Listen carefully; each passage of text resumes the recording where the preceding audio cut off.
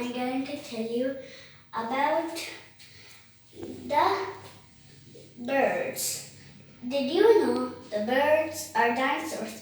Usually dinosaurs had escaped from the volcanic eruption and the meteorites. So it's easier for them to fly away from the volcanic eruptions. The birds have feathers. Some don't have feathers on their head, like vultures.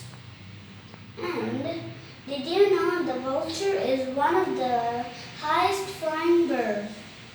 And the eagle is one of the highest flying bird in the world. Birds have been in dinosaur times a long time ago, 65 million years ago. So, the birds, you notice some birds can't fly, like ostriches, emus, and some birds can even dive underwater, like pelicans and puffins. So, we must take care for birds. If you're taking care of them in a cage, we must not put them in a cage.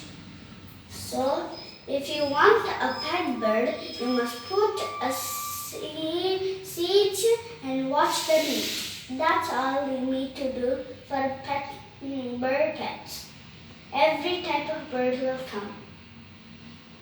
You understand? Like we want to go that side or this side, they can't go in a cage. What if we are in one room in one day, all day long? What will we feel? We will feel lonely and sad. That's what we will feel. The birds' feelings are the same if we put them in a cage. So we mustn't. We must put seeds for them, and all kinds of birds will come. Even yellow birds, even from Amazon rainforest birds like toucans and robins.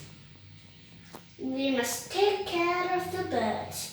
The birds may be dinosaurs that eat us all, but birds are one of the kind birds. They lay eggs. All dinosaurs lay eggs.